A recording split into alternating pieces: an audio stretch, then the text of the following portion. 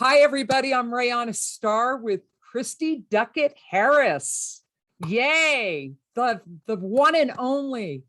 If you don't know this gal, you need to know her. She's bubbly, she's positive, she's funny, she's fun. She's a freaking rock star. She's a super mom. She's just an all-around badass boss babe, awesome human being, and a lot of fun to be around. And so we're coming to you live in our group, Real Estate Investors Growing Family Legacies. I'm so glad to see JJ. Yay, I'm always seeing you in your group. And Pam and Mike, good to see you. Outie, God, it's been a while. Mike Collins, George, you made it. Yay. All right. Janae's here, Annie, Peggy, Laura Hollis, nice to have you with us. Valerie Owens, Steve Alonzo. Andrew, are you rocking Maggie to sleep? Is that why we don't see you on screen? Felicia? That is correct. She is taking her bedtime bottle right now. And then you can be on camera for that. We love that. You get sympathy votes for that. All right. Oh yeah, we can't see you very well. Noah, nice way to show up and support the wife. Right on. And Jennifer, I'm so glad to see you. So I'm so glad we'll have more people coming in. I'll just let them in. Don't worry about that. So Christy and I met, we were both, well, she's still a real estate coach at Fortune Builders. I was at Fortune Builders for many years. We just hit it off right away at one of our Ignite masterminds, and her, Erica May, and I, we were just three peas in a pod and just hit it off. And they're just a hoot, her and her friend, Erica May. And what's cool about Christy is she started with her buddy, Erica, and then her and Noah met each other, and now they're rocking a business. And I'll let you tell you more about that. But she's really got a niche. I just call her the mobile home diva. So those of you, we're in a tough market right now. We need to be creative in our strategies. A lot of the typical things we're taught in any kind of education you've had may not work in your market right now, just wholesaling or rehabbing or buying rentals. So sometimes these more creative options like buying land or rehabbing mobile homes or whatever, those are options to consider. When you're a newer investor, you don't think that that's a possibility, but it absolutely is. And so without further ado, Christy, you've got like the most popular showing yet of all our speakers so far. That's awesome.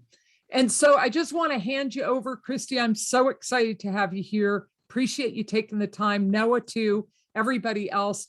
So Christy, introduce us, give us a little background on your real estate investing history. She's got a PowerPoint for us, and then we'll take some time for questions.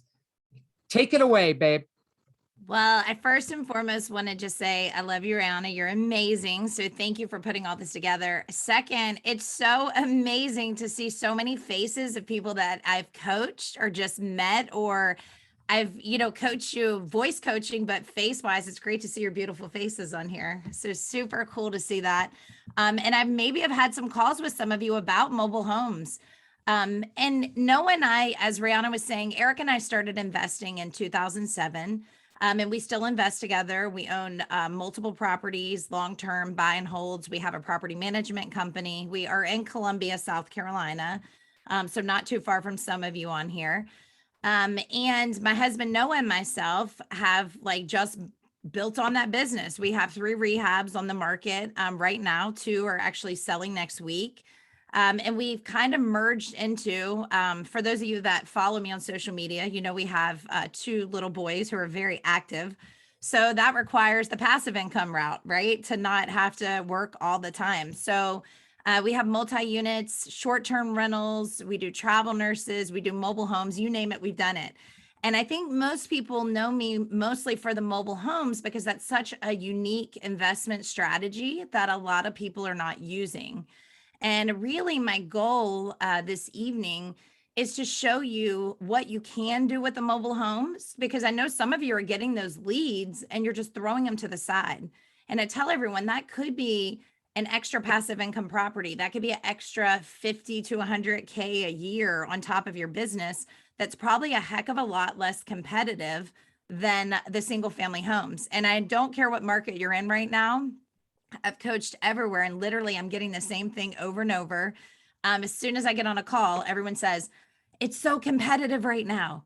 I'm in the most competitive market. And I'm like, listen, everyone's in a competitive market. So we really need to be smart about what we do, and really look at every lead that we're getting to make something of it. So I'm going to go ahead and pull up my presentation, guys. And again, Rayan is going to do a great job of like just chiming in. Hopefully I can get this right. So hopefully you guys can see that. So I've been investing since 2007. And I started, like most of you, in single family homes. Hold on a sec, Christy. I had to click something. So try it again. Go ahead and share now. All right. Can you see it? Let me see. Hold on. Let's see if I can pull it up. All right. Let me try this again. Can you see? No one might have to run down and help me. If not, you'll hear footsteps. Can you see my screen at all? No. No. Okay. Did you hit the share button and pick the right screen down at the bottom? I am, but it's not pulling up. Give me just a second. Let me see. I'm bringing Noah in for backup. No worries. Yeah. See if we can get it to share screen. Here we go. Now, the great part about doing real estate, guys, is again, you don't have to be the greatest person with technology, right? Here you go. We can see you. All right, cool deal, guys. So I started investing in 2007. And like most of you, I started with single family homes. And then I moved into investing in mobile homes in 2009. And it wasn't, if you think back then, there were seminars that taught people how to invest. And you know, seminars have been going on forever, but that was really big when social media was kind of starting and the internet was really taking off. So I can't even remember how I came across the mobile home, which is really funny. Thinking back, I really think I was Googling, and Eric and I were business partners. And I said, you know, there's an option of doing mobile homes. At the time I was living in Florida. And I literally was like, I'm going to check into this. And she's like, this is crazy. Like, I don't want any part of this. And, you know, like a great investor, I didn't listen. I was like, I'm going to figure this out. And at the time I had 2 mentors out of Florida that said, don't buy a mobile home, stay away from them. They're depreciating assets. It's going to be an awful investment. And I didn't listen. I just said, listen, I need to find the expert that really teaches how to do this. So I literally found a gentleman named Lonnie Scruggs, who now has passed away, unfortunately, but he was a big influence in my mobile home business and career. He mentored me. He actually wrote a book called Deals on Wheels. And for those of you that have come across that or haven't, get it. It's a really simple read, but it gives the background on just buying a mobile home. And I think it's really important not to also think you're going to jump into buying a park. That's the first thing I hear all the time. I want to buy a mobile home park. You know, I'm like, why? Start with one, get it down, understand it, and then move on. But to give you a little deeper background, I've been coaching since 2012, which I love. For those of you that I have coached, I love helping people. It's my passion. It's my love in life. I grew up in a small town in Culpeper, Virginia, actually on a farm. My father still owns the farm. We have over 250 head of cattle. We grew up on a dairy farm, now beef cattle. So, you know, I came from a hardworking family background. My degree's in psychology, which I love, but never really did anything with it in my mind. But actually, I do it every day, right? Dealing with people is the business of psychology. And we are in Columbia, South Carolina. And again, I'm a big believer in educating. You have to know what you're doing. If you don't, you will make mistakes. Definitely helping others, and for sure, keeping it real. I feel like that's the biggest element with so many people nowadays. Even though I do mobile homes, I don't say I'm the expert. I'm not the guru. I don't know everything, right? I'm always learning, but I'm willing to share and help others so they're learning as well. It's just, if anybody recognizes this picture, if you don't, I recommend you go on Netflix and you watch a show called Trailer Park Boys. So this is a Canadian show. When I met my husband, Noah, he loved this show. I see Rihanna laughing. You've probably seen it, right? What's funny is my husband loved the show. Him and his college roommates watched it. And I'm like, what is the hype? What is this all about? And when I watched it, I was like, everyone should watch this before they invest in mobile homes, because this is real life you're going to encounter. Now, what's funny is these guys were in Charleston, South Carolina, doing like a comedy skit. And I bought tickets and took my husband. And the main guy on the show, as you can see, is wearing basically the same shirt as my scarf. And we both laughed so hard. He's like, are you kidding me? He's like, you have great taste. I'm like, yeah, you too. So check that show out. It's good for a good laugh. And then, oh shoot, sorry guys, my computer's sticking a little. Let's see if I can get it to skip to the next. Now, I just did a presentation recently in Raleigh, North Carolina, and it was interesting because when asking about mobile homes and you're in a city, most people say, well, gosh, I live in a city. Like, how am I going to find a mobile home? And literally, Noah and I drove down the street, literally a mile away from our Airbnb short-term rental, and we came across this mobile home park in the metropolis of the city. And I'm like, that's what people aren't getting. These mobile homes are out there everywhere. So I just advise you to open your eyes. I coach a student that is outside of New York City and New Jersey, and she has put her whole business into mobile homes. You would think like New Jersey, one stop out of the city. She has a great market because it's so expensive in the city. She's not able to really buy anything there. And she was hitting a lot of competition. So she actually found one park that she's solely operating in, buying multiple homes. So again, I don't care if you're in a large city, small city, country, these things are out there. So just be on the lookout for them. And I really go through here why mobile homes. And again, it's an untapped market, and we'll touch on that. What's really the main differences to look for? Because I find that when people don't know what to do with them, that's when they decide to do nothing, because there's a lot of questionable stuff. You know, they come on titles like a car if they're in a park. What does it mean if they're detitled? What if they're not attached to the land? And what happens is if you don't know what to do from there, you kind of just shut down. So I'll go through a must knows and then 6 ways to profit. Of course, I don't have enough time to cover all 6. So I'm going to cover like the main ones you'll probably encounter. So at least if you come across something, you know what to do with it and kind of go from there. So the fear of the unknown, that's the biggest one. That's why people don't mess with mobile homes, or they think of them as trailers, right? The negative image. When do we see typically a mobile home? It's, you know, during a hurricane, a tornado, the whole park got blown away, right? So our thought is these things aren't even stable. Or like me, I grew up in a small town and there's really only 3 mobile home parks. Ironically, funny enough, one is across from my parents' farm. It's a more rural park, and literally every kid that I rode the school bus with, a bunch of them live there, and it was a nice family park still there. The 2 in town were really drug infested. So it had like a negative image that you think everybody that lives in a trailer is dealing drugs, they don't pay their rent. This is the thought pattern, right? So that's very untrue. And I can tell you during pandemic, I will tell you that all of our mobile homes that we have, own and manage, everyone was up to date on rent in them. Nobody was behind, and most of our tenants have been in there 4 and 5 years. So that gives you an idea of the stability of the tenant that we rent to. Some Section 8, some higher end. Unsure how to estimate repairs. I get that all the time. Do I put the same items and materials into, you know, my mobile home as I do my house? Where do I go from there? Unsure how to value the home. What are the comps? What can I sell this mobile home for? I've heard it's a depreciating asset. Where do I go from there? You know, can I really make money with this? And again, the lack of education. When I started, there was really nothing out there on mobile homes. I mean, you couldn't find any information. I was digging and just trying to pick anyone's brain I came across. Now I found there's more YouTube videos and educational pieces out there, which is awesome. And I actually spent the latter part of the pandemic last year literally writing a home study course on mobile homes, because I felt like I'm getting questions all the time and I don't want to set people up for failure because they're just going to be stuck. So I can talk about that too as well. Now, what's the difference? Because you hear the word mobile home, you hear the word manufactured home, you hear modular home, and it's like, okay, well, what's the difference between all of these? Like, what's a good investment and what does that mean? So let's start there. Typically, a mobile home is found in a mobile home park.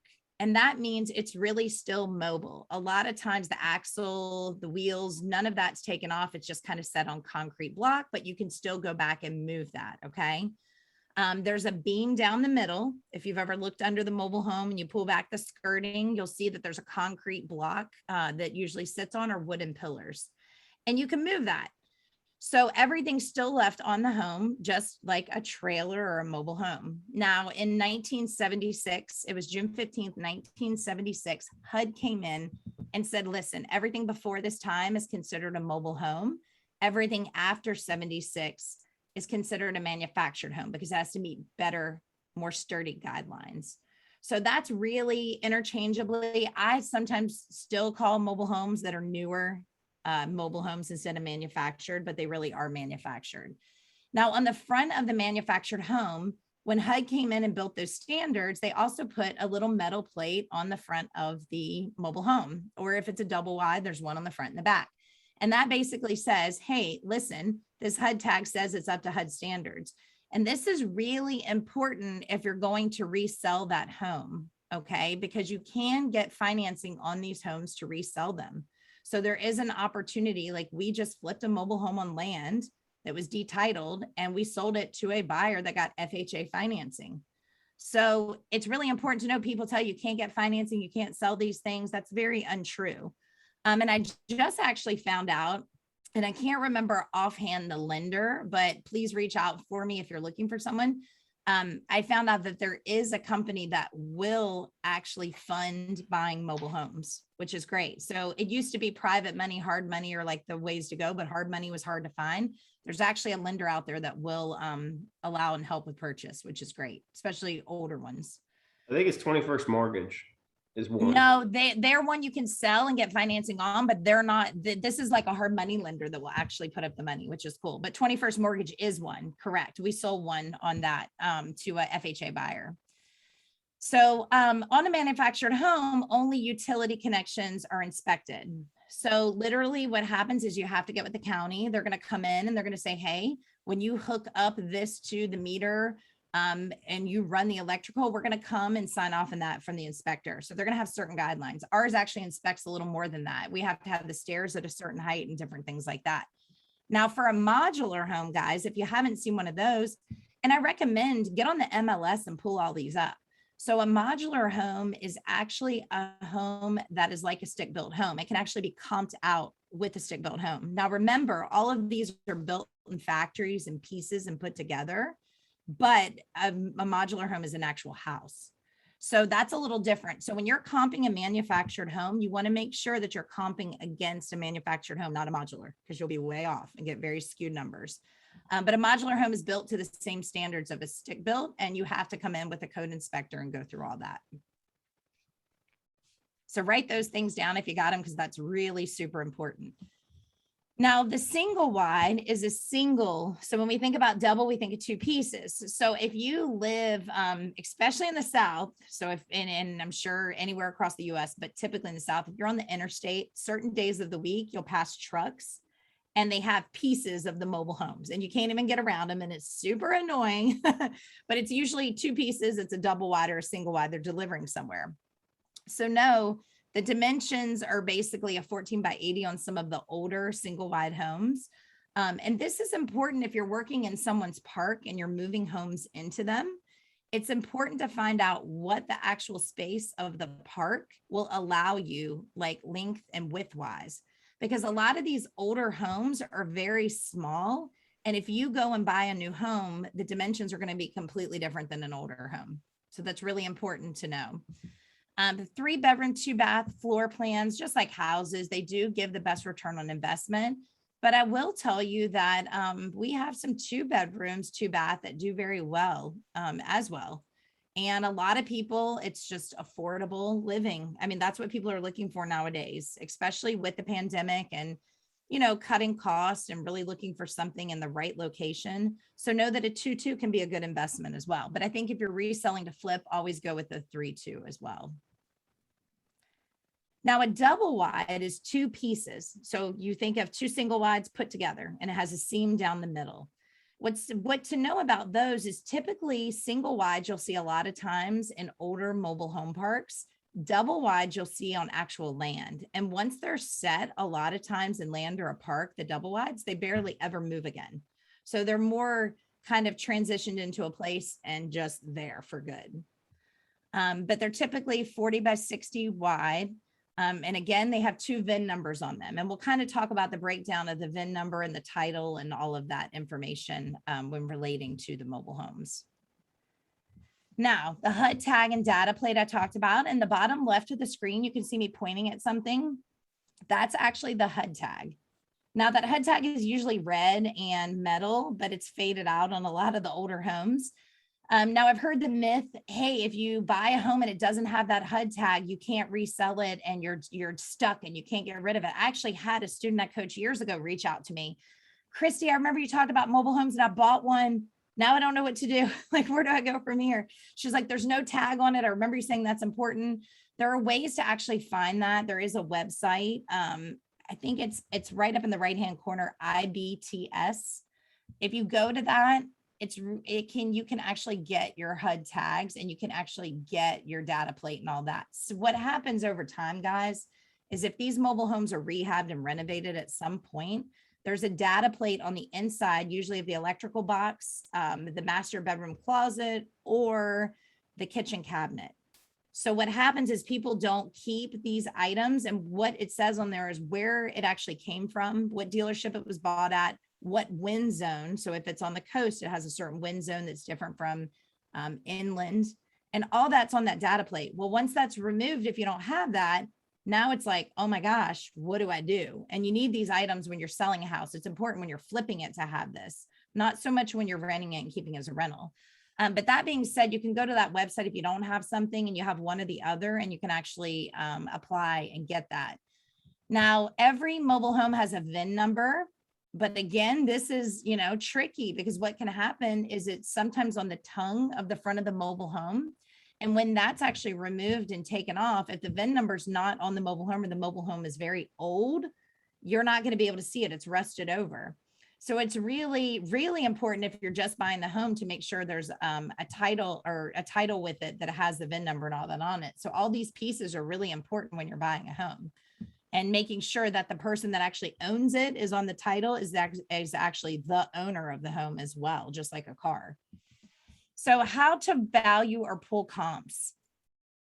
This is subjective. So if it's a home in a park and it's an older park that's a rental area, I get it all the time. What will someone pay? That's going to take a series of running ghost ads and calling other homes for rent and seeing what will someone really pay. Because that mobile home, you might pull the blue book value of it. It might only be worth $3,000. But someone might pay $15,000 for that mobile home in the park. It's really cash on cash. What do they pay? What do they think the return on investment is? Are they going to live in it? But if you're looking to flip it and sell it, so some of the nicer parks, like in Florida, have mobile homes in the parks where banks will give you chattel financing loans, and that's for newer and older homes. So you really, again, need to comp out against what's selling in the park. So if you're not an agent or you have an agent, have them pull comps. If it's a mobile home on land, which has been detitled, which means they have taken out everything that allows it to be mobile and they've attached it to the ground, that's now considered real property. So that's like a house that you can sell. You need to comp that out for sure against other comps in the area. So if you're in a very rural area and you have a piece of land and you decide you're going to, buy a mobile home and you're going to flip it, you better get that appraised and make sure the value that you're doing that for, you can, or make sure things are selling, because you'll be stuck with something that is not moving. So that comes down to really like dealing with a single family home. So local city, county rules and regulations are huge. This is big time. You need to make sure that when you're buying a home, if you plan on moving it or moving something in, or you buy a piece of land, that the county will allow you to do it. True story, and I tell this not to scare anyone, but to make it stick in your mind. There was a gentleman who bought a mobile home park here in Columbia, and he decided he was going to move all the old 80s models out because they were just really dumpy. He said, listen, I've got money. I'm going to buy a bunch of new homes and replace them with the old. He didn't check with the county. The county grandfathered in all the old homes. As soon as you remove those homes off the land, you were not allowed to move a mobile home back onto the land. So he was stuck with a big piece of land with nothing on it. So the counties now, especially ours, they're getting really picky in Lexington and definitely Richland County about what comes in and comes out. Like you used to be able to drive right off of downtown a mile and you'd see, 80 mobile homes. Now those areas are regentrifying. The breweries are coming in, right? Nobody wants to see a mobile home there. So now they're eliminating all those and they're locking in rules and regulations. The buying paperwork is, if anyone's ever bought and sold a car, especially on your own, and you paid it off, there's a bill of sale that you get from the DMV. The same way works typically in most states. Every state's different, of course, so check. But most of them are sold on a bill of sale, just like a car. If it's a house on land, that's sold and you go to your title company or closing attorney. So you want to make sure you know those things. And mobile home supply stores, it's really important to find these in your area. I was actually coaching someone today on mobile homes, and he said, I spotted out the closest mobile home supply store. And what that is that's a store that sells parts that are only for mobile homes. So that could be windows, that could be doors, right? Because some of this stuff, when you're repairing it, doesn't match up to a Lowe's tub. A mobile home typically has a smaller tub that is actually just for mobile homes. So if you go in and buy this larger tub, now you're going to have to go in and take walls out, remove things and do. So no, that's really important to make connections with those people that own them. Now, key relationships are big in every business. And I tell everyone, this is kind of like single family homes has become like this community. And I mean, this is even interrelated to people I know, investors we work with. They'll say, oh, I have a house I'm flipping downtown in Forest Acres. I'm like, oh, that's cool. Or I have a lead. I'm like, well, where's it at? Well, I'm not going to tell you. And I'm thinking, why would you not tell me? Like, that makes no sense. I'm not going after that deal. Like, what are you talking about? Mobile homes are the complete opposite. I feel like sometimes people, especially the park managers, the supply stores, the people are so giving of information. Sometimes it's like, whoa, okay, let me take a step back. They're telling me everything I need to know. It's truly a relationship business. So I'm not saying you can't market online. I'm not saying you can't do a lot of social media marketing, but sometimes with the mobile home business, your mouth is your best tool in just getting out there and talking to people.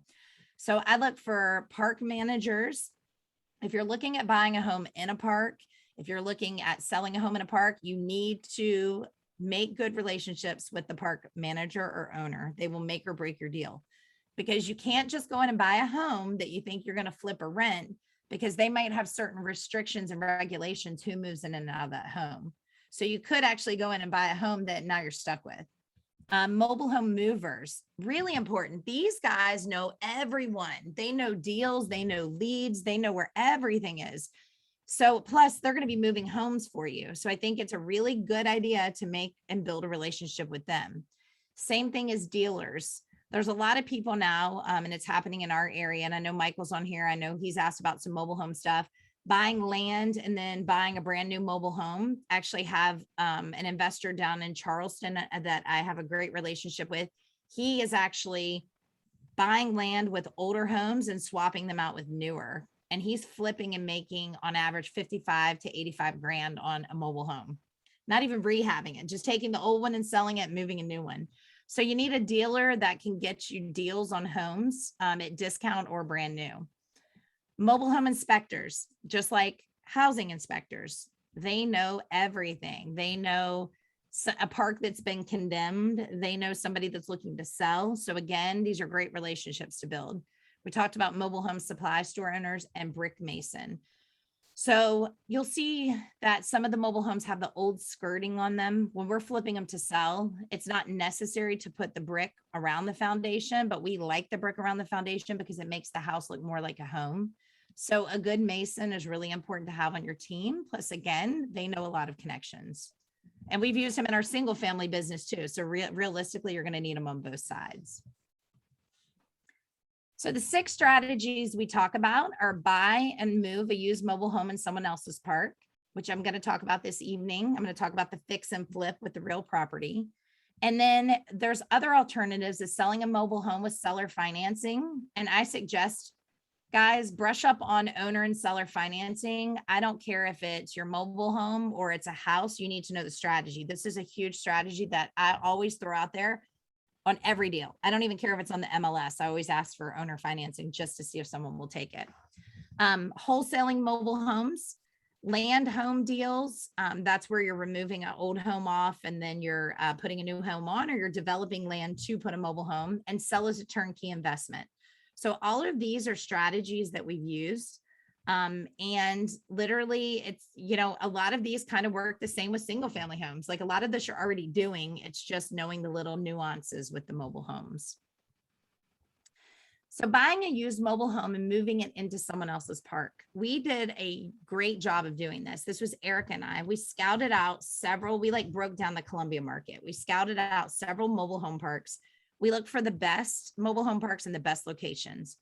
And then we started identifying ones that were, you know, bigger, I'd say like, and you can do the smaller ones too. We just found the bigger ones were in better location spots. So we have one that's right across from the hospital and close to the bus stop. So we thought like, this is a good area. And what we also found is that as we drove the park, there were many spots that were vacant. So we started thinking, okay, could we potentially move in homes? We can market to find used homes and move them into the park and keep them as rentals. And that's exactly what we started doing. And what we were able to do with that, I think ultimately we ended up over time moving in 12 homes. We were able to negotiate cheaper lot rent. And we actually now work in one park where the gentleman who owns it is out of Raleigh, North Carolina. He will allow you to move homes into his park and he'll pay for the moving fees and everything. He'll give us like 4 months free lot rent, pay for the moving, because he just wants to fill his park. So when you work with people like this and build relationships, it can be really good. So sometimes getting the owner or the manager on board is definitely going to work in your favor. Now, the cash flow on these is great. And it's hard because people say, oh, mobile homes don't depreciate. But I'm going to give you an example. So you buy a mobile home, and we've done this for $3,000. Let's just say we're all in $7,000. Okay. And let's just even say we bought that all cash, but we can rent that mobile home for $600 a month. Now, remember, we have to pay the park lot rent, right? So even if we had to pay the park $300 lot rent, we're still making $300 a month cash flow for an investment that we only bought for $7,000. Is that a good investment? Yes. So I'm not telling you and selling you on every property you buy should be a mobile home. Absolutely not. We have our single family homes. We buy those for appreciation, right? We have our short-term rentals. We diversify, but this is a great tool. If you have some money you're looking to put somewhere and you don't have enough to buy a house, but you have enough that you could do something with a mobile home, because realistically, that same strategy, we could have bought that house for $7,000 and resold it to someone for $13,000 and owner finance it to them. So there's many exit strategies. If you don't want to be a landlord and rent, you can also owner finance. But we started moving these homes in. And again, how much to charge for rent? We kind of looked at like, what's the going rent rate by calling within the community? But we found parks and areas, not that I wouldn't buy in rural, but we kind of bought in the city limits where the rents were higher. And we started checking out apartment complexes in the area. So if there was an apartment that was a 2-bedroom apartment, we would price a 3-bedroom mobile home at that 2-bedroom apartment, right? Or if it was a 1-bedroom apartment, we would price our 2-bedroom mobile home at the same, because it was more likely that someone would rent our mobile home versus the apartment. So it made our rates competitive. And what we found is people just love mobile homes. You know, I'm sure everybody on this call has lived in an apartment at one time. Who wants to live below someone? I still remember this. I lived in Orlando, Florida, and there was somebody above us and below us. And all you could hear is like footsteps and stomping 24/7. It was awful. So these mobile homes allow people to, you know, get in something that's cost effective, but also have a yard and have a sense of like, okay, if I have kids, I can put them outside. I have a fenced area. I'm not stuck in an apartment. So again, they can be very desirable. Now, buying a mobile home in someone else's park, if you look at this one, and this is like a legitimate real deal, the purchase price was $10,000, the monthly lot rent, and the rents have gone up. So when we bought it, the monthly lot rent was $575 a month. The lot rent was $325. And then you look at, hey, what if you don't want to property manage this yourself, right? You want to toss it off to someone else, but you still look at your cash flow on that, right? Comparatively, you put in $10,000. So it's a great return on investment. So just keep this in mind as you're coming across stuff for your buy and hold properties, because a lot of people are buying houses that they're not even making $300 a month on. Like, that's the truth. And then God forbid you have one thing in that house you have to replace. You know how much that costs? That eats up all of your cash flow for the entire year. If the AC unit goes out, if, you know, there's leaky pipes, if the plumbing lines are clogged, we just dealt with that, grease down the sink, right? Like, these are all things that happen.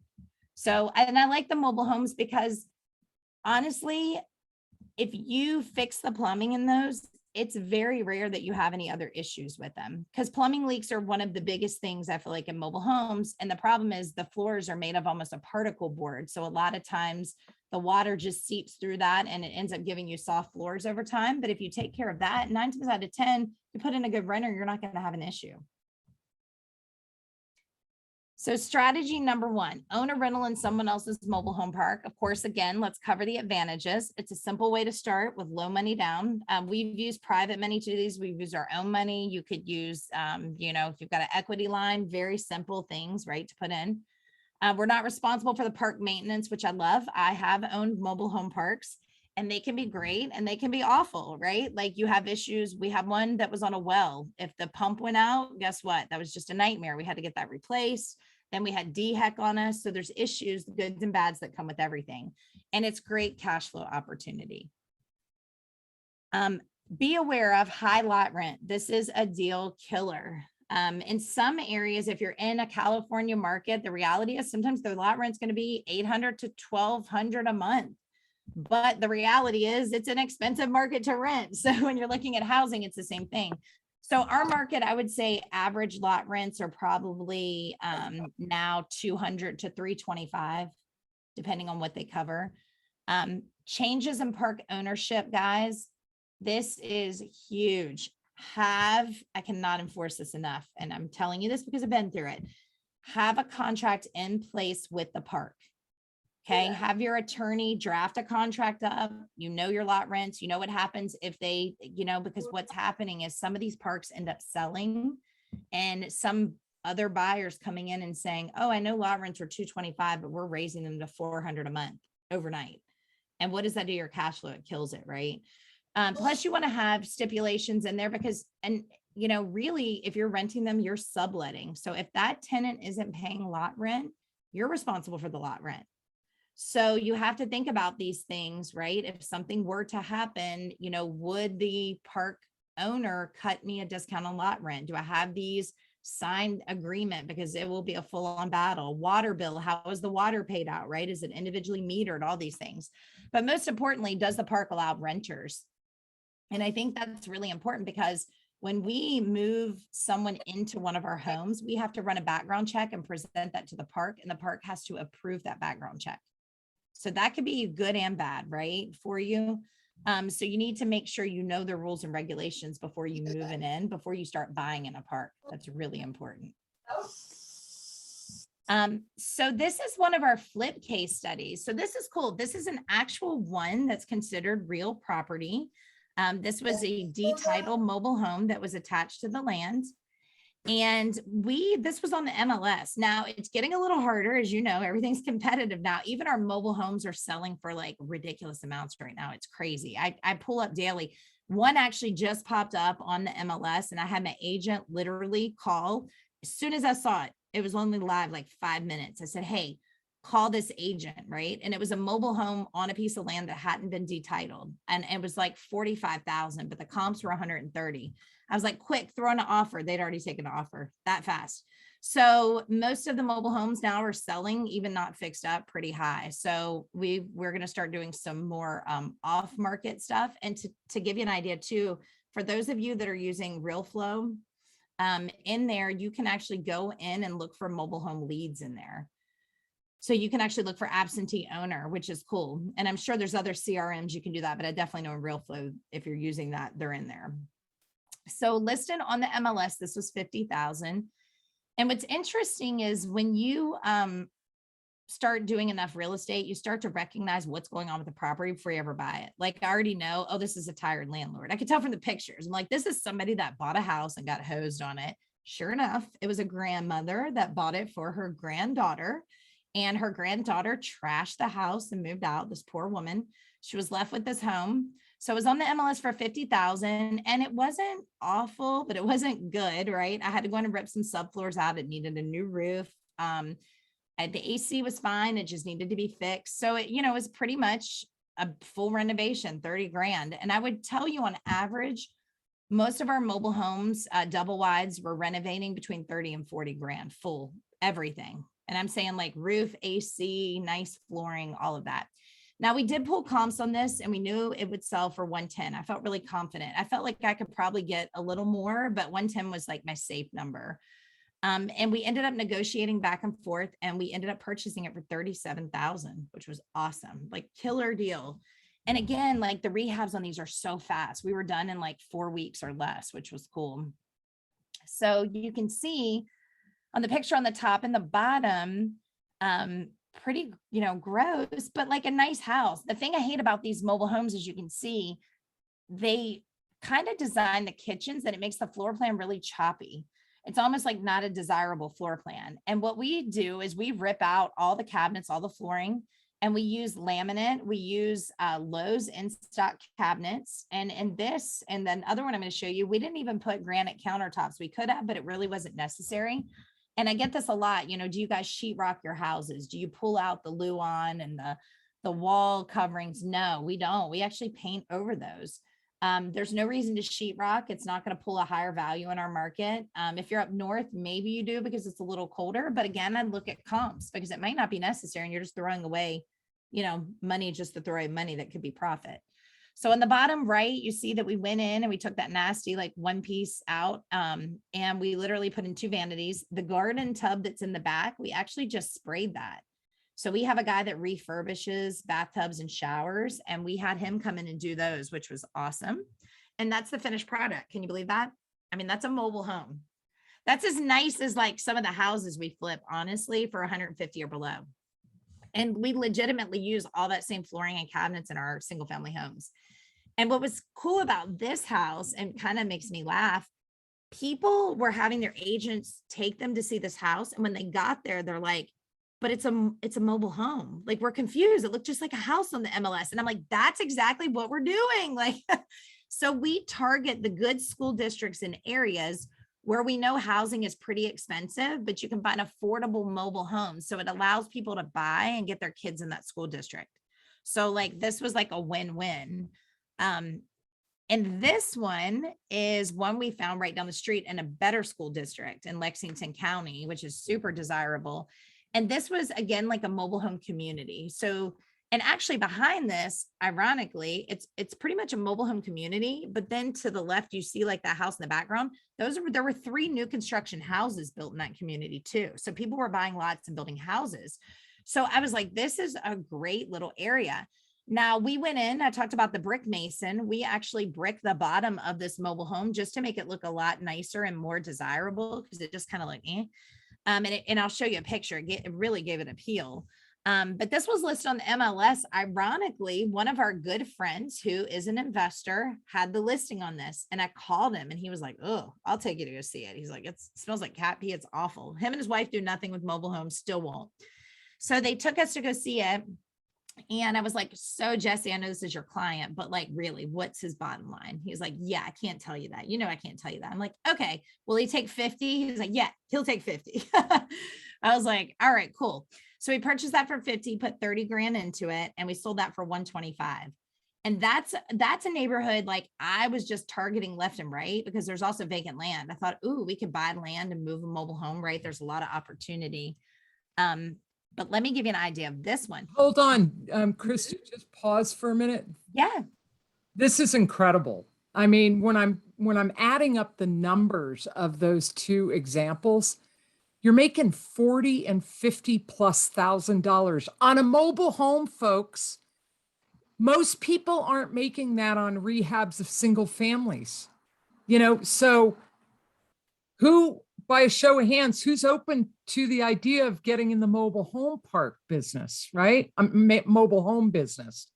Yeah, so that's why I had Christy come speak today, to just open your minds. Keep going, girl. You're on a roll. And I love it because Rihanna, you're in an area where there's a ton of them, and Noah and I have been scouting in the mountains for a mobile home. Like, I'm super open. Like, I'm like, these things are great, like, you know, and they're in great areas. So, and they're not selling cheap over in the mountains, because I've been looking. I'm like, Well, we need to talk. I would love to watch you do a project, because my realtor and the research I've done is that is the market to tap into here. that's Yeah. awesome. That's the least competitive. Right. And what I love about this mobile home is it had a living, like 2 separate living areas. So this was like a big home. I was like, this is just crazy, like how it split up by the kitchen. Again, the kitchen kind of just made it look really congested. So we went in and took that out, as you can see. And over to the left of the fridge, there's a whole nother living area. So it almost had 2 living rooms. The master is down near the fireplace, and the 2 kids' bedrooms are on the other side. This is phenomenal. And the neighbor was amazing. He was actually a licensed HVAC guy. So we made real good friends with him. He kept an eye on stuff. Like, he knew the whole neighborhood, everybody that lived there. He lived there forever. So it was kind of cool just to see like how nice you can make these mobile homes. I mean, and it's affordable. Again, it allows people to be able to buy in an area. This was like actually a first-time home buyer in her 20s that actually went in and bought. And what's funny is we carpeted the bedrooms, and literally like 3 months ago, because the mom, like, we started talking at closing when I sold this, and she got my information. I said, hey, if you ever want to buy, because she had owned some rentals in the past. Anyway, she texted me and she said, hey, just out of curiosity, do you remember the floor type you use in the house? She's like, because she wants to go ahead and just laminate the whole bedrooms. I know you had carpet in there and it's perfect, but we'd love to put the laminate throughout. So she was loving the house. Everything was great. So I thought, what a cool thing. She probably wouldn't have been able to buy a house. You know, I mean, that's the truth there. And she was able to get into something affordable and close to work. So this was hilarious because, guys, that's carpet around the garden tub. Like, not only was it on the floor, it was around the tub. Like, I have no idea who thought of that and like thought that was a good idea at some point. So we went in and obviously just refurbished that.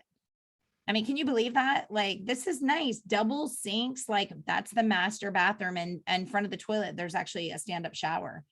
So like, when you look at that and you redo them, I feel really confident if you blindfolded someone and took them into like a single family home or this, they would have a hard time really figuring out which is which is super cool.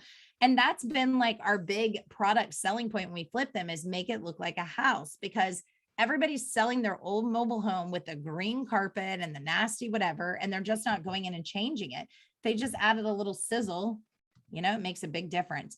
And this was the house before. So it had this old janky front porch, and it had the skirting, and the house is really high off the ground. So the skirting just looked so ratty that we actually went in and bricked the bottom. And that cost us about $7,500, like a little bit over, to brick the bottom of that. And this guy's amazing. He's like, you know, he teaches down in Charleston at the school of masonry, and he's had a business forever. So we've used him on houses and different things as well.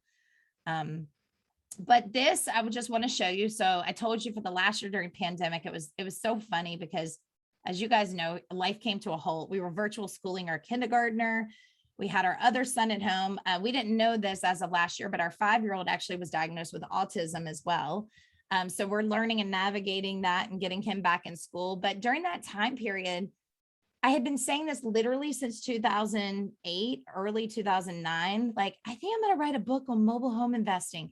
And guys, I'd started this book like 20 different times, and then life got in the way, like we always say. Then I got married, then I had kids. Then it was like everything hectic. And I was like, we're stuck at home. Like, if I don't do it now, when am I ever going to do it? So I literally, we have a guy that records all of our stuff for our houses. And we were like, Steve, I mean, this is like in the thick of COVID, right? We're like, we have like restrictions on time curfew and stuff. We're like, hey, we can video record at our Airbnb. Like, no one's staying there because everything's shut down. So I kind of had written out the course pre-hand before, and I literally put modules in there from A to Z of how to buy a mobile home, how to wholesale it, how to identify it, all of that. So that's, if you go to the mobilehomecourse.com, It's super affordable, guys. It's really cheap. Everyone's like, why are you not charging more? I'm like, because I'm not trying to make $1 million. I just want to help people because there's not any really good education out there. So if you're interested, take a look at that, but it'll kind of go through everything for you. Especially if this sparks some interest tonight and you're like, Christy talks fast. She only covered 2 topics. I know it was a lot. What do I do here? You know, or how do I take a lead if I get a call? What do I do from there? But this kind of walks you through all of that. So I hope you guys learned something tonight, and not only just learn something, but learn something you will use, because it's great to have all this knowledge, but you got to put it to work. Yes, people are already going on the link and going, $99. Wow, good deal. I can hardly wait to take your course. Yay. Yeah. I just feel like, you know, I know a lot of you guys have coached you, and I've invested a lot of money in education, guys, and I don't ever undermine that, because it's got, like, literally when COVID hit, Noah and I were like, what a blessing. Like, we are able to be home with our children. We don't have to worry about a job. I'm not even worried about my life, and I don't have to risk my life going to work, or what am I going to do from now? Because we had our rental properties. You know, we were flipping houses. We didn't know, like, I lived through the crash of the market, and I thought, oh my gosh, is COVID, is this going to happen again? Like, I know everybody thought that has been investing. And then it did the opposite. It was like, now this is crazy. But it was just a blessing to know, like, we virtual school cruise. Now, I learned that I am not the greatest school teacher, and I've always loved our teachers, and I have so much respect for our teachers. And now with our 5-year-old with autism, our life is completely different. Like, and it's a great thing that we don't have to work and worry about that. Like, our people tell us all the time, your kids are so happy. And I'm thinking, well, why would they not be happy? Like, kids should all be happy. But then I really looked around. People, Christy, when work and personal life got melted together, it was extremely stressful for them. And what you're showing is that there's a lifestyle where you can have it all, and it doesn't have to be stressful. It could actually be on your terms and something that you love.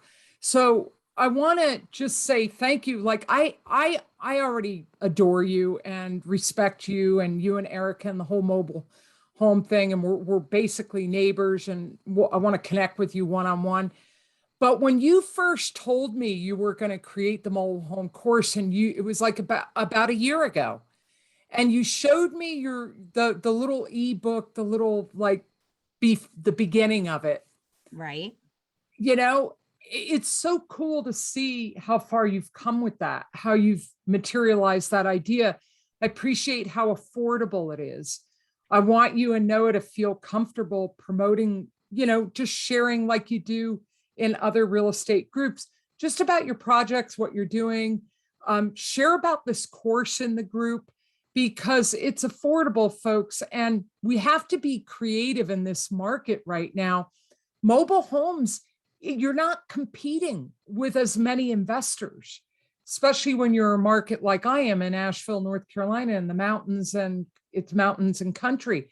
My real estate agent said, you should do manufactured mobile homes. It's not as competitive. Basically said, go do that market. Well, and what I love, and you've hit the nail on the head, because from coaching, I tell Noah this all the time, and I have to give him so much credit. 1, for being supportive. 2, he helped out in this tremendously. Noah is a marketing genius and putting just things together on paper. Sometimes I'm the mouth, right? And he's like the ideas, and together it just meshes, which is awesome to have that in a partnership. And I just love helping people. That's the truth. Like, I feel like sometimes buying a house can be really overwhelming, especially if you're in a market where houses are, I hear it all the time, 400,000 and 500,000. There's like that limited belief. Sometimes it's like you have all the education to do it, but like you just can't get out of your own way. I deal with so many people like that. And it's like, I just want to, like, that's why I love what you're doing. Like, people need the accountability, the push. They need to have the support. But also community too. And yeah, like, you know, Fortune Builders was really good about that, is still really good about that. Agreed. But it's just, you know, building community where you know, there's people helping each other out and you can trust each other. So Christy, I want to just open it up to people in the group for asking questions. Everyone's just gushing love. I don't know if you can see the chat box. Everyone's thanking you. Thanking us. Thank you, guys. I'm looking now. You're awesome. You know, if you just, let's not go, everybody go crazy. Also, this is the biggest turnout we've had in our group. JJ's group, he and I kind of overlap a lot, and the community kind of floats back and forth. JJ, what did you think? I'd love to get your input first and then open it up for questions. I thought it was fantastic. I'm in Southern California, and as everyone knows, the return on investment out here is ridiculously low. And, yet there are a number of, more than I ever imagined, mobile home parks out here. And so that just shows that there are opportunities with mobile homes in a market where it's ridiculous to go after $1 million 3+2 that's 1,500 square feet. Which is crazy to me, JJ. When I hear that, I'm like, what? Which is also great, because I have worked with students that flipped a house and they're like, I just made 200 grand. I'm like, what? But there's a lot that goes into that too. Well, that's exactly why I bought my first property in Ohio. But right. and I'm going to buy more back east. But this opens up, your presentation has opened up my eyes to opportunities in Southern California for the mobile home market. And but I thought the presentation was excellent. I thought your use of the slides and presentation was fantastic. Love Noah sliding in on the side there a little bit to help with the technical aspect. But no, great content, great presentation, and it's nice to engage with you. I'd love to chat sometime and get to know you, and maybe reverse roles and steal one of Rayana's speakers from my group. I'd love to help out in any way, JJ. I know you, but I don't know you, right? Which is cool with this too. We know of one another, and this is the first time we're actually engaging. But my speaker list is I have openings in 2022. Awesome. So love to get you on in the new year, and we've got some powerful people in there comparable to yourself. And I would love to get to know you and Noah better, and just give you guys more exposure and use of my platform, and let everybody know who Noah and Christy are. Cool. I appreciate it. We'd love that. Cool. Thanks, JJ. Yeah, thank you, JJ. I wanted to throw something else out there, guys, too, because this wasn't in the presentation because this is newer.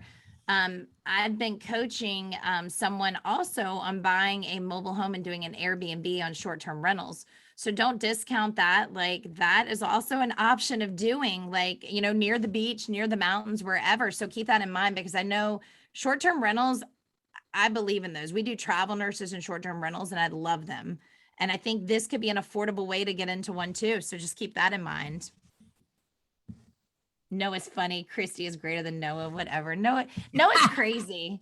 I lucked out. Listen, I waited 35 years to find him. I lucked out and waited. So, like, for those of you, hold out. That's all I'm going to say.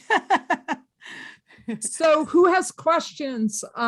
Raise your hand or just unmute yourself, and I'll moderate if too many people jump in at the same time. Any questions or need for clarification, comments? All right, why don't we start with you, Laura Hollis, and then I'll pick you, Lynette. Christy, thank you so much. Rayana, thank you so much as well. Christy, you coached me on short-term rentals a while back. Yes, ma'am. I remember. It's good to see you. Yeah, so great to see you. And I just wanted to comment, I guess, on the finishes that you put into those mobile homes, and they're beautiful, and yet I kind of get the impression that you're not spending as much as you would. So any thoughts about, I know you talked about Lowe's, you use some of their vanities and things like that, but any other thoughts about how to keep the costs down for a mobile home finish like that? Yes, ma'am. That's a great question. So what I've done, and I do like on a lot of my houses, so I'm not partial to them. It's not like I'm going to get credit for giving them, but I like Lumber Liquidator. I think they have great price flooring. So I use a lot of their laminate. I see Andrew giving the thumbs up. They're awesome. Like, I've put their flooring in a $400,000 house, and I've put it in a $100,000 house, and it complements across the board. So I love them, because if you really watch them, you can get some good deals, and you cannot beat laminate flooring.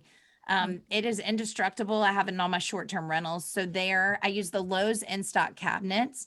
Now, they can be pricey, right? Depending. So if you find a local store, like we have a store called Southeastern Salvage and some of those that I've been able to find cabinets that also are unfinished that my painter can spray. That's cheaper. This so happened that during pandemic, it's crazy because you'd have bits and pieces of cabinets. It was like, well, I have the top cabinet, but I don't have the bottom. So at that point, it was like, we just need to get what we can find. But I use the countertops, the Formica. I rarely put in the granite because we don't have to. And that's really like, I always refurbish and spray. So like, I suggest you guys, if you don't have someone that refurbs flooring and tile and sprays it, find who's good in your area. There's some that are not so good, but like we just did a higher end home and they sprayed all the tile and the flooring. Saved us a ton of money not to have to redo it because it was in great condition. And I think that's key on those mobile homes. The biggest expense I think you'll find is the subfloors, because a lot of those old mobile homes, they literally it's like sawdust. It's like particle. It's like a hamster gerbil cage, what we used to do it, made into like a flooring. And as soon as water hits it, it just absorbs it like a sponge and disintegrates. So I think the biggest cost in mobile homes is just replacing that floor. And especially because of the cost of plywood and stuff, being up, I know it's kind of gone back down. But everything else is pretty, like standard Lowe's, grab some vanities on sale type thing. And we do have different SKU numbers we use obviously for some of the stuff, but again, all the windows come from the mobile home store supplier and they're pretty inexpensive. The roof is a roof like a roof, roofer. There's no cheap way really around that. HVAC, same, that can be costly, but outside of that, I try to cut corners where I can. Thank you so Okay. much. You're welcome. Appreciate you. Thanks, Laura. How about you, Lynette? You had something you wanted to ask her. Hey, Lynette. Hey, Christy. When you're doing the walls, Yes, do ma'am. you actually take the strips down and drywall the cracks? That is such a great question. I don't. So I started looking like, okay, let me look at my comps. So for those of you, there's probably a lot of you that haven't even been in a mobile home, but what they have on the walls it's called Luan. And some of the Luan has like pre-made, sounds weird. It's like printed wallpaper on it, but it's in panel boards. And then they have stripping that fits in between each panel board that holds it together. I don't, Lynette, I go in and I literally, if I have to like replace a strip, because you do find that in some areas where it's been ripped off, I went in and replaced the strips, bought them at the mobile home supply store. And then my guy came in and sprayed the entire house. And he Did bought you use the primer, a Yes. drywall primer first, because Yeah. that's kind of what you have to do on those walls. And it has to be an oil based, so Right. it sticks, because if it's not, it won't stick. You're exactly right. And then it will peel off. That's really important. So I didn't have to replace them. And that's what saved a lot of money, because I'm thinking, man, if you had to come into this thing, I know people that do that and they drywall it, but it's not necessary. Ours sold and comped out.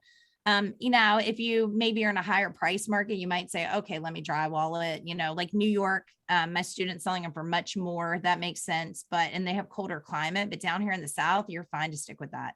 But we did pull off strips and just use sheetrock mud. We didn't take To those smooth or it. put new sheetrock on. We just did mud the seams and the corners and that sort of thing.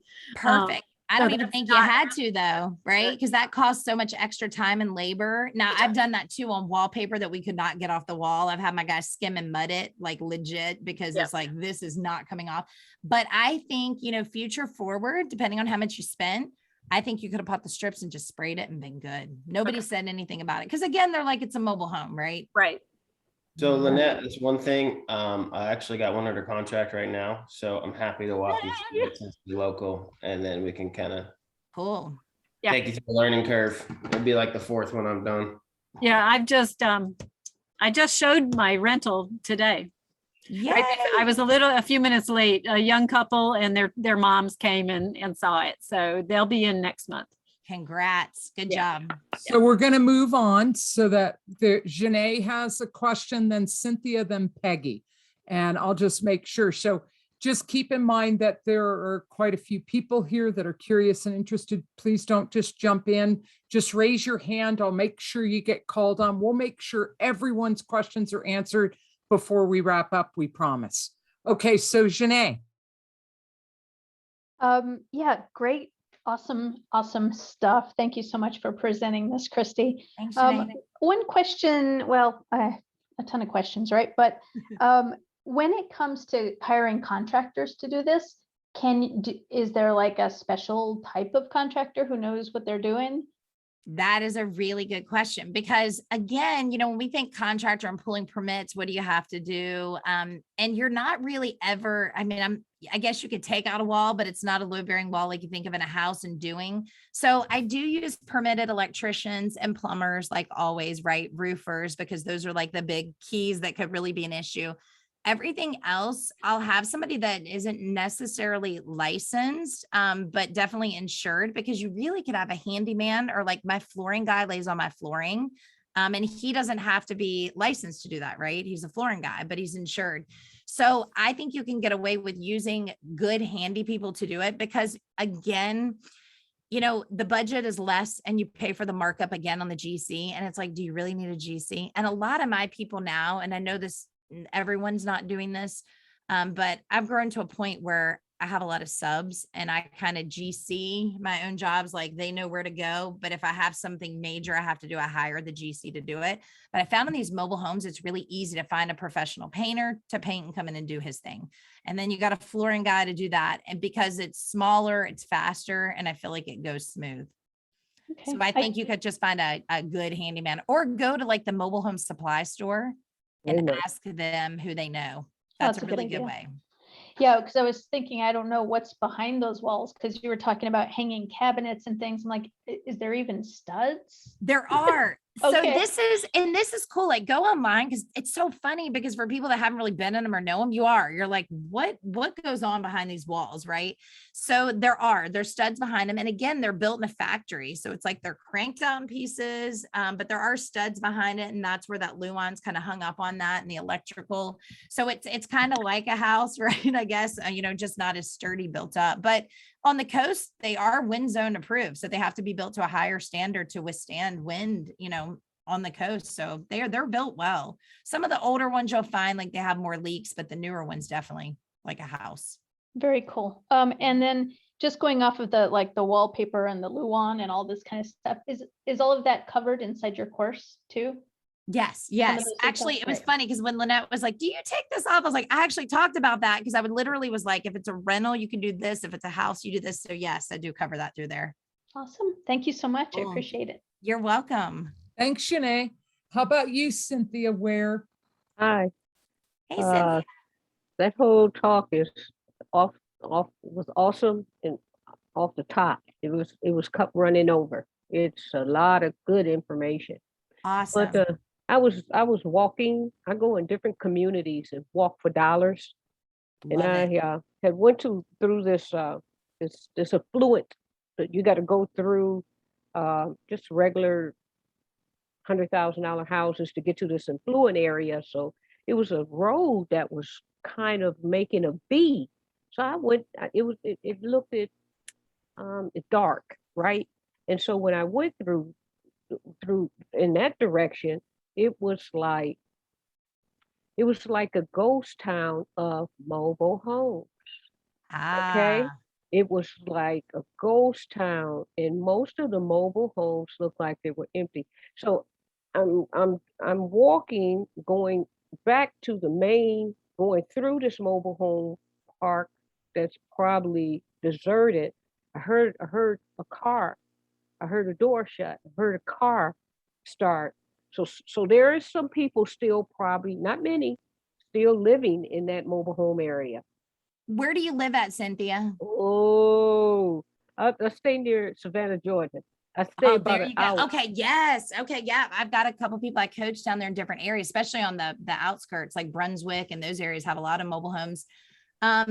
So what Actually, probably, Brunswick. okay. Yep. So here's the deal. I guarantee, because I've come across a lot of those, that somebody owns that main park, and I'm going to guess they're probably older and their health isn't good. And it's just become under maintained, but some of those long-term tenants have been there. You might want to just swing on back through. And if you can find somebody that lives there, just ask them who owns the park. Because I guarantee they're paying lot rent to somebody. It's just super under maintained. So what about if I get an address of one of the mobile homes there and just Pull a skip tax trace it? record. Yep, you could pull a Oh, tax record too. Yes, Okay. ma'am. And I'll see. do it and tomorrow morning. yes, ma'am. It's probably going to be tied to a company or a person. I guarantee it. Absolutely. Okay. Yep, that's welcome to the Thanks, South. Nancy. I mean, I'm driving through a neighborhood. I'm like, why are these 3 mobile homes in this big community? Because those mobile homes were there first. That's why. And then Right. everything built around it. But I do know in the community, there's no more new mobile homes coming in. Right. They're probably trying to push them out. You cannot drop a mobile home inside the city. That is someone I know. This was about 7 years ago. Was talking about a empty lot, putting a mobile home there, and they said, Yeah, Savannah's not going to let that happen. They're trying to Yeah. revitalize everything down there. You're right. Same as us. Okay, That's thanks. Cool. You're The welcome. vacation The destination. presentation was off. It was really good. Really Oh, good. thank you. Yeah, I love Savannah too, Rayon. It's like one of my favorite spots. Mm, Yeah, I went there for the first time and went with a girlfriend. We did an Airbnb, and I had no idea what to expect with Savannah, all those little islands around that it's so marshy, and it was this It's awesome beautiful. Airbnb on this little lagoon on Tyree Island. It was so cool. Beautiful. You know, something you were saying about contractors, I found out an interesting thing in our area in North Carolina is that you aren't required to have a GC to rehab a home in North Carolina. And I thought that was cool. You know, that gives you a lot of freedom because in some states it's required in order for you to Exactly. do And it. sometimes, and I know people run into this where they are like, do I need somebody licensed to do this or do I not? And every area is kind of changing because we used to be like, you didn't for a lot of stuff. But now, like if you're in city of Columbia, they're cracking down now and they're making, you know, every city's kind of changing. So it's good to ask. But yeah, you're right. Not everyone necessarily has to be licensed either a lot of times. But One thing Michael, please wait. Because someone else has had her hand up for a while. So just hang in there for a second, Michael. I love that you want to engage, but just to be respectful of everybody else. I want to also just take a moment here to let everybody know we post the recordings of all our speakers. You go to the events tab in our group, Real Estate Investors Growing Family Legacies, go to events, scroll down to past events. Christy, Michael will send you a copy of the recording. We just store them in our Google Drive and he'll share that with you so you and Noah can use it. But any of our recordings, any events that you might be curious about that you haven't been able to get to, we don't do anything with them. We keep them there. So you can just go and watch those recordings. Peggy Stevens has been very patiently waiting to ask her question. And then we'll go to Andrew and then you, Michael. Hi, this is Peggy Stevens. I'm in Portland, Oregon. Hey, Wow, Peggy. this was great. I have a whole new perspective now. I actually was on Pace Morby's mobile home park thing a couple months ago, but mainly I rent to travel nurses, travel medical personnel actually through Furnished Finders. My coach, Ammon Brimhall, told me a long time ago to stop eliminating all these mobile homes because I just said, no, I don't want those. He does them. So this is like perfect entry. And I'm always at where I am at the right time because I really wanted to do Section 8s and veteran vouchers to, you know, I even work with FEMA because I wanted to get housing for people and I never thought about doing the mobile home. So this is perfect. And Cynthia, thank you for the walking for dollars. I'm doing driving for them. I love it. That's perfect. And yes, I do have the super real flow. So I just thank you because and I also work in Florida, in Jacksonville and all around Florida. I'm from there. And so I have family there and this was wonderful. I will sign up for your course and see what I can do with coaching or whatever. Just thank you very much. This was perfect for me. You're welcome, Peggy. Yeah, that's awesome for your area because I know housing is super expensive. I have a travel nurse coming from your market into Columbia, and she was commuting like 45 minutes outside of the city because she couldn't find affordable anything. So I think you could really hit home with this.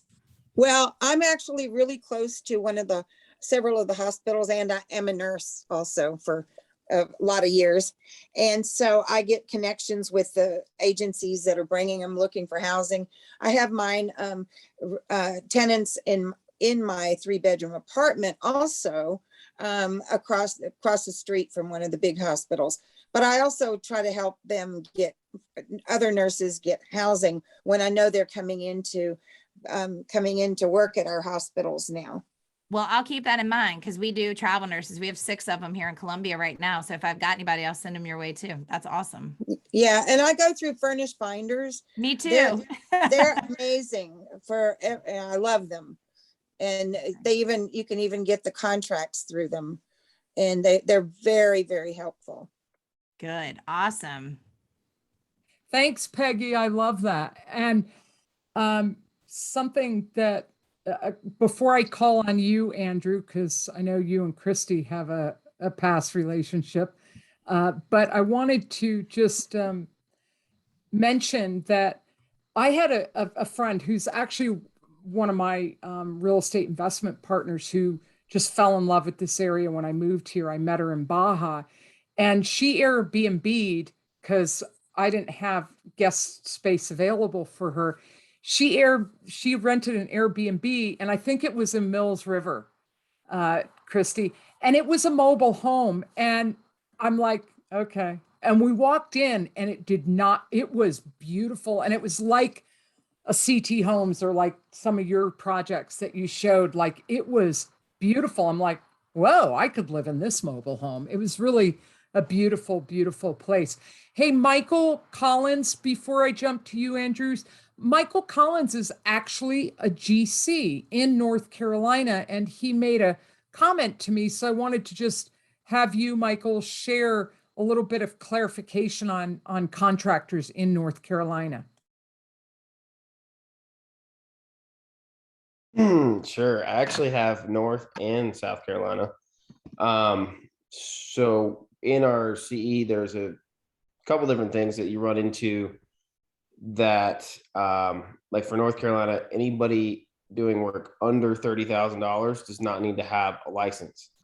But if you're going anything over $30,000, you need to make sure a license. Another big thing is make sure that somebody has the correct classification for that license. So if they're a specialty, if they're like a specialty contractor, like a flooring contractor, and they have a license, they obviously can't be doing electrical work or something that requires a specialty license with the board.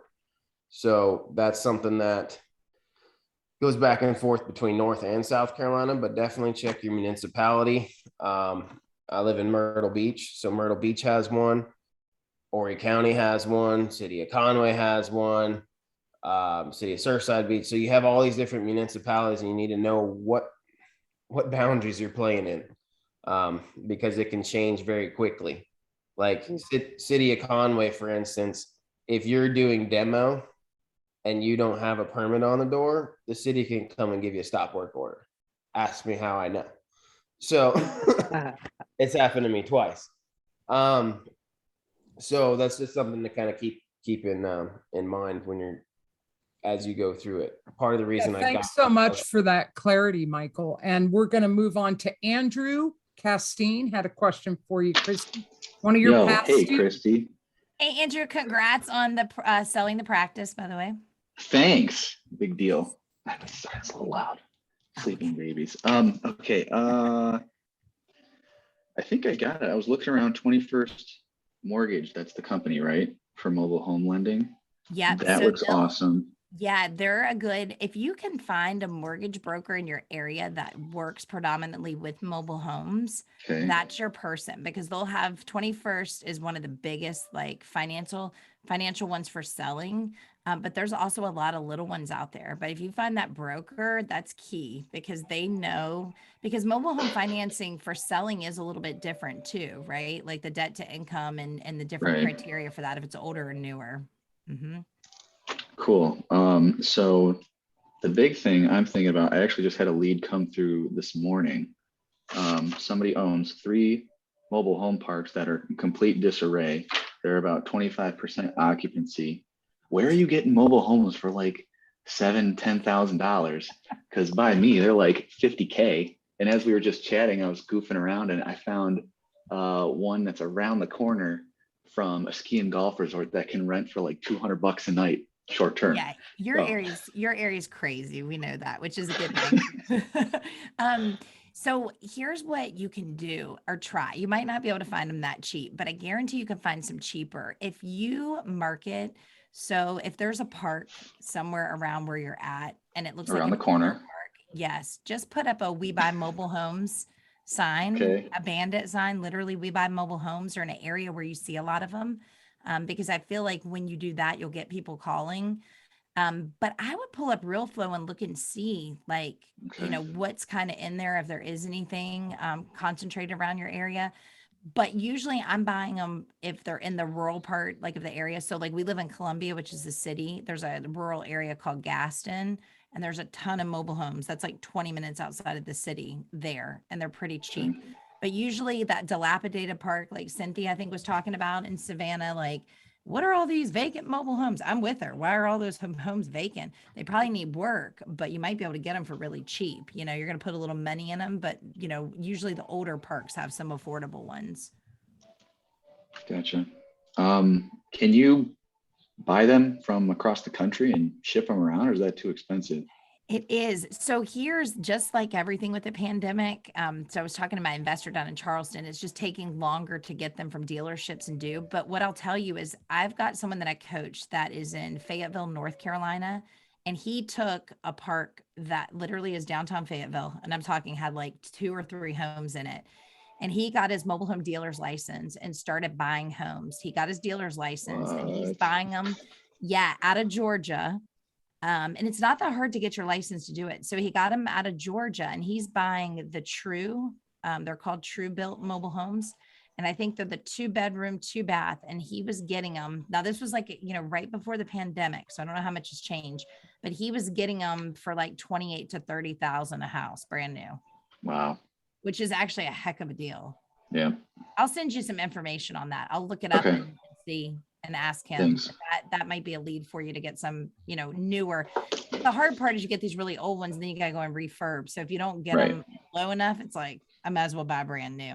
And they'll finance them as well to someone buying them. Like they have a program where as a dealer, you can buy them and finance them. So that could be a good Nice. strategy for you. Awesome. Cool. Cool. Thanks. Good job. And getting the baby down. Good job. Double. Yeah, right. Oh yeah, I had a baby somewhere in there. Actually, the same week we sold the dental practice, we had a baby. Perfect timing. So, Exactly. Thanks, That's what Andrew. you do. It's what you do. yeah. Talk to you on Thursday, Andrew. Glad you're here. So we're getting to the end here. Thanks, everyone. And Noah, you are such a great wingman. I just got to tell you, you guys are a freaking rocking, inspiring couple. You can tell you still like each other. You love each other. But man, just all your little fill-in comments and stuff, helping her with the technology, hanging in there with her, man. You are just, I want one. I want to Noah Harris. I just think you're awesome. Thank If I you. could learn to replicate him, then I could really make Yeah, some money. That's where you. you'd become a That's it, multi-millionaire right there. Yeah. So I want to just end with, you know, this is coming, Christy, is your rooftop message. What do you want people to take away from this? If you could just leave people with one message to hear and heed, what is it? Yeah. And this isn't necessarily even mobile home related. This is just like in general of investing. Really challenge yourself to do something. And I mean that in the fact of it could be something small, right? Like if you haven't done a deal, you might just be starting out. It's like next week, I really want to get out of marketing routine, but I'm afraid. Listen, brand is there for a reason to help you and push you and get, you know, like you're with the right people. Do something. Start small. You don't have to go and buy a house tomorrow, but start doing things. And I think what's really important, I'll tell you this, I truly believe in time blocking out your calendar. And I don't mean at specific times. And Andrew knows this because I've coached him. When you have kids, I mean, 8 a.m. sounds great until you have, a meltdown at 8 a.m. And then if you're not flexible in pushing that out, you're like, well, I guess I'm just not going to do that today. Okay, I'll just push it to next week because it's really easy to do that. Challenge yourself to be consistent and time block and do things that are on your calendar, because I know all of you can do it. Sometimes as a coach, and Rana can probably speak for this, I know you can do it. Sometimes you don't think you can do it, but I know you can. If you just can make yourself do it, we believe in you more than you believe in yourself. And I think just push yourself to do that. But really stick to those time blocking and doing, I think, is key in anything, but especially in real estate investing. Love it. Love it. Love it. Look, we're right at 8:30. I'm going to pick 3 people randomly to gush some love at Christy. Not a paragraph, not 2 sentences, 1 quick phrase on what you appreciated most about her presentation today. Pam and Mike, what do you guys want to share that you got from today's call? Pam Ross, Christy. Can I actually cut Pam Ross off really quick and him? Yeah. Like when you were saying that about Noah and doing, I could just see like them and their interaction, and it was so awesome. I was like, that's an amazing team. Yeah, they really good job, are. guys. Yeah, they're very cool. Yeah, they're a cool couple. So who wants to gush some love at Christy, Mike or Pam? I will. This is the first time I've heard anything about this, and I wondered about it. Now it seems very doable, and being from San Diego, it's the door back home, because that's the only affordable thing left in San Diego, maybe. Once you leave, you can't go back. It's too expensive. Yeah. Pretty cool. Agree. You're right. I've been writing down mobile home parks in San Diego where I know where they are. So, Yeah, you see them all the Thank time, you. right? That's awesome. Good. Okay, now I want to ask Fatima. You've been quiet and gracious, and are you still there, Fatima? I'd love to hear from you just briefly what your big takeaway from today's call is, or anything you want to appreciate Christy for. You have to unmute yourself, Fatima, or I can unmute you. Are you with us, Fatima? We'll come back. All right. How about George? What's your big takeaway? What's share some love and appreciation with Christy? Just opening my eyes about the whole mobile home market.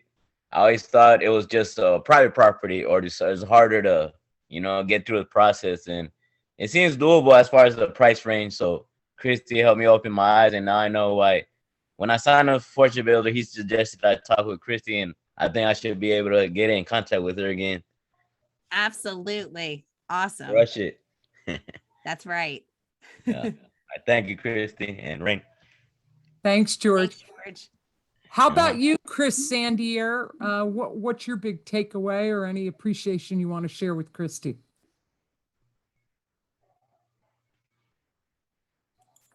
Okay, well, moving on. How about you, Marisol? You'll be our last one. Hey, Christy. Hey, Rihanna. Yeah, well, I was really excited to see that, you're giving these presentations, because I think I've spoken to you, some advice about, I'm in Chicago, and, my biggest takeaway really, it's just reiterating that you need to build that relationship within the park, right? Get to know about the area, and really understand that does the park actually permitting the rental, or to rehab it? Because that was the challenge of me finding the property, and then we're under contract, and then they found out the park actually ran a background and things like that, and they found out that we're flipping and it's under LLC, and they basically voided our contract. It's a good thing that we're able to get our earnest money. Oh, thank goodness. Yeah.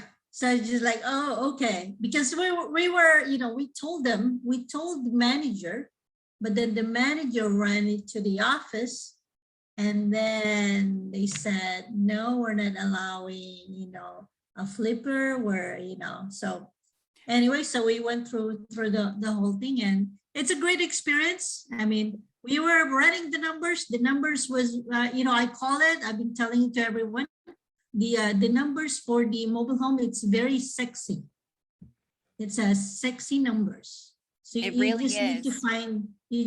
find the right park, work with the park, and you'll find your neighborhood. So Marisol, numbers. Marisol, what do you appreciate from Christy's presentation today? And we're going to wrap up with that. I appreciate your time and basically opening up, the opportunity for the mobile home and your course. Yes.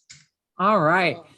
Thanks, you. everybody. This is being recorded. We'll share the recording in the events. All you have to do is go to events, scroll down to past events. The recording will be in there. And I just want to thank you, Christy, for just the amazing presentation, the information, your generosity, your bubbly spirit, bringing your handsome husband along for the ride to just be a great wingman, all of it. And all of you, this has been our biggest next level speaker event since we started them. We stole the idea from JJ, and JJ and I collaborate a lot. We're always lifting each other up and cheering each other on. So thank you so much, Christy. Thank you, everybody. Love you guys. Thank you, guys. Every Tuesday night at 7 p.m. Eastern, 4 p.m. Pacific, we have a next level speaker speaking on some kind of area of expertise. Next week, it's Sherry Harris, and she is one I stole from JJ, and she is just no nonsense. This woman knows her stuff, and it's legal shit you should know about. So come join us for that talk next Tuesday. Bye, everybody. Thanks. Thanks, Bye-bye. Rayana. Great Bye, guys. Good Bye-bye. presentation. Thanks. Great Guys. presentation. I Thank played you. Bye-bye. Candy Crush with Sherry Harris. Mhm. Christy, stay on for a sec.